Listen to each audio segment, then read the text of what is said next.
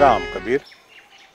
कबीर क्या कहते? कबीर कहते जोगते जमीर भलो, जोगते जमीर भलो। कल कबीर ने कहा था जोगते जोहर भलो, आज कहते हैं जोगते जमीर भलो। जोग, जोग अर्थात योग, विधि, हठ योग, उनसे जोहर भलो, आज कहते हैं जमीर भलो। तो जमीर, जमीर अर्थात अंतःकरण में लीन हो जाएगा, अपने ही अंतःकरण में मस्त हो जाओ। पलक एक ही लगाए, जोग थे जमीर भलो, पलक एक ही लगाए। रात दिवस का दाजना, रात दिवस का दाजना, क्यों कर बैठा जाए। तो कबीर बहुत सुंदर बात समझाते हैं। लोग तरह तरह की विधियों में पड़े रहते हैं, मगर अपने अंतःकरण को भूल जाते हैं। अब अंतःकरण में लीन हो जाओ, इनके लिए कोई विधि की जरूरत नहीं है, कोई क्रिया कर्म का करने की जरूरत नहीं है, कर्मकांड करने की कोई आवश्यकता नहीं है। अब जगत में तरह तरह की विधि है, योग है, वो है, आसन है, वो करते रहते हैं लोग, बहुत सारी उपासनाओं में लीन रहते हैं।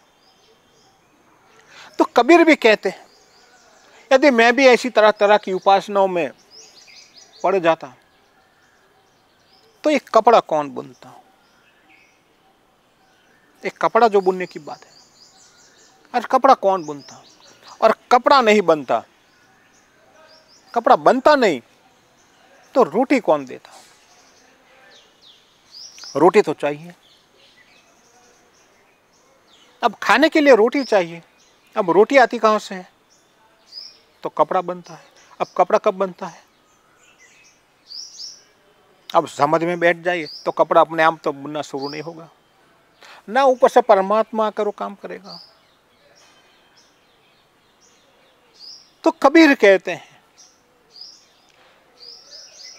अपने अंतःकरण में मैं तो लीन हो गया हूं, सदैव परमात्मा का ही ध्यान रहता है, उनको याद करता हूं, और ये याद करते करते मैं ये अपना कपड़ा बुनने का जो काम है वो चालू रखता हूं।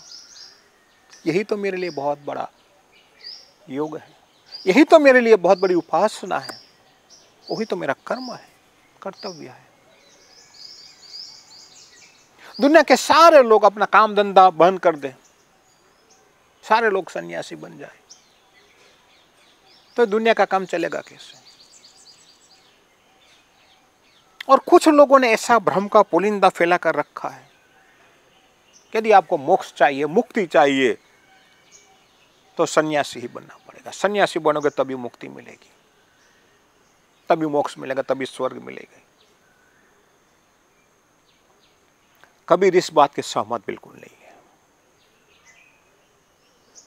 इसी दुनिया में रहकर, संसार में रहकर, संसार का काम करते करते मोक्ष मिलता है, मुक्ति मिलती है।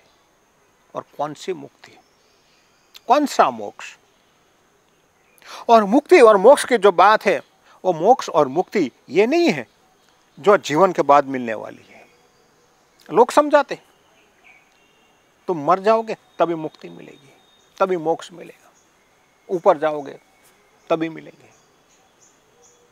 तो कबीर के लिए ये मोक्ष और ये मुक्ति कोई काम की नहीं है, और ना कबीर ने इन पर विश्वास किया है। मोक्ष और मुक्ति तो यही है कि इसी जगत में रहते हुए, इस शरीर के साथ रहते हुए, अपना काम करते करते हम परमात्मा को याद करते रहे, प्रेम भक्ति में मग्न रहे। और यही प्रेम भक्ति करते करते अपना संसार को न भूले, संसार को छोड़े ना, अपना काम करते रहो, शरीर को खुद पृष्ठ रखिए, आनंद में रहिए, मौज में रहिए। तो कबीर कहते कि क्यों कर बैठा जाए। अब मैं बैठा रहूंगा, समाधि लगा के आंखें बंद कर बैठ जाऊंगा, तो मेरा काम कौन करेगा। और कबीर ने कभी मुफ्त में भीख नहीं मांगी, भिक्षा नहीं मांगी कि मेरे पेट के लिए रोटी दो, पहनने के लिए कपड़ा दो, रहने के लिए मकान बना कर दो। अपने लिए कभी ने कुछ मांगा नहीं है दुनिया से। और कबीर क्यों मांगते? कबीर तो स्वाभिमानी थे और वो स्वाभिमान से जीना चाहते थे। कबीर के पास अपना स्वाभिमान था। इसलिए तो कबीर कहते क्यों कर बैठा जाए, मैं आपकी तरह लंगोटी लगाकर, आंखें बंद कर कोने में जाकर बैठने वाला आदमी नहीं हूं। कबीर ने तो काम किया है। कबीर का मार्ग ये निवृत्ति का मार्ग ना था और प्रवृत्ति का मार्ग था। सदैव कबीर अपने लिए प्रवृत्त रहे। ना उन्होंने मठ बनाए, न मंदिर बनाया, न आश्रम बनाया। और मठ मंदिर से वो ऊपर उठकर इसे संसार में रहकर माया से कैसे अलिप्त रहा जाए, वो कबीर ने समझाया, वो सिखाया है। कबीर माया में लिप्त नहीं हुए। कोई माया कबीर को छू न सकी, कबीर के पास न पहुंच सकी। संसार में रहा मगर भोग विलास में न पड़े कबीर। कबीर लोगों के बीच में रहा, फिर भी विचलित न हुए। ऊपर से तो यही हुआ कि जो लोग इस पंडित पुरोहितों से डरे हुए थे, कुछ करना चाहते थे, वो सारे लोग कबीर के साथ आ गए, जुड़ते गए और एक संत जनों की मंडली बनती गई। संत जनों की संगत बनती गई, होती गई, रहती गई। और कबीर के संग सदैव संत जनों आसपास मंडराते रहे। और इनमें से किसी ने भी ये संसार छोड़ा नहीं और ना कबीर ने किसी को संसार छोड़ने की बात कही। कबीर क्यों छोड़ता संसार? तो कबीर कहते मैं क्यों छोड़ दूं संसार को? ये छोड़ने की बात नहीं है, क्योंकि पेट तो सुबह शाम कुछ न कुछ मांगता रहता है। तो पेट के खातिर भी अपनी आमदनी तो करनी पड़ती है और लोग अपनी आमदनी नहीं करते हैं। कहते हैं मरने के बाद मुझे मोक्ष चाहिए, मुक्ति चाहिए, इसलिए मैं तो चला जाता हूं। अब जाते तो जंगल में, जाते आश्रम में, मगर सुबह शाम भिक्षा के लिए तो संसार में ही आते हैं। संसारियों के पास ही आते रहते हैं कि मुझे कुछ दो। तो संसार में आना तो पड़ता है आपको।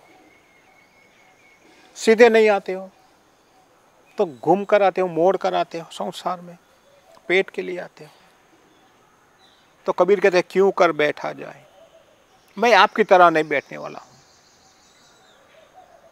हाथ पांव चलाता रहूंगा जब तक चलते रहेंगे और अपना काम करता रहूंगा, अपने अंतःकरण में मस्त रहता हूं। तो कबीर भक्ति का महिमा समझाता है। कबीर कहते हैं कि झोंकते जमीर भलो, झोंकते जमीर, अंतःकरण में मस्त हो जाओ, अपनी भक्ति में मस्त हो जाओ। और भक्ति में मस्त हो गए तो दुनिया हरा ना पाएगी आपको। तो भक्ति का यही तो महिमा है। कोई भक्तजन संसार छोड़कर जाता नहीं है और जाने की आवश्यकता भी नहीं है। भक्त को संसार छोड़ने की आवश्यकता नहीं है। वो जहां बैठता है वहां भक्ति हो जाती है, जो काम करता है वहां पर भी भक्ति हो जाती है। क्यों? कि वो तो सदैव अपने अंतःकरण में ही मस्त होते हैं, लीन रहते हैं। तो ये कबीर ये जीवन सूत्र समझाते हैं, वो भक्ति का सूत्र है। अपने अंतःकरण में बैठे रहिए। सन्यासी का मतलब ये नहीं है कि संसार छोड़ दो। कबीर सच्चा सन्यासी था, जिन्होंने संसार छोड़ा नहीं और संसार की माया में आए भी नहीं। उन्होंने जो भी कुछ किया वो संसार के जो लोग करते वो करते रहे, फिर भी माया से अलिप्त रहे। ना मठ बनाया, ना मंदिर बनाया। ना पंथ चलाया, फिर भी लोग आते रहे, जुड़ते रहे और भक्ति में मस्त रहे। तो ये कबीर का जो सूत्र है वही तो समझाता है, वही करते रहिए, याद रखें। कबीर ने कसौटी का अंग लिखा था, आज अंतिम कड़ी है कसौटी की। तो खरी कसौटी यही कसौटी है, प्रेम भक्ति में आना, उन्हें सफल होना, वो तो कसौटी है, वो संत जनों का काम। तो आज कसौटी का अंग पूर्ण होता है। कल देखेंगे कबीर और क्या कहते हैं, मगर याद रखें ये कबीर का जो सूत्र है, जीवन में ये संसार सागर में सदैव कसौटी रहती है। परीक्षा तो लेनी पड़ेगी और इस परीक्षा में आप सफल हो जाओगे, तभी तो इस संसार सागर को पार पाओगे। तो आते रहिए, सुनते रहिए और कबीर ने जो मार्ग बताया है उसी मार्ग पर अपने आप को सफल करना है, आगे बढ़ना है। बढ़ते रहिए, आगे बढ़ते रहिए और बढ़ते रहिए और बढ़ते रहिए, रुके मत। अस्तु राम कबीर।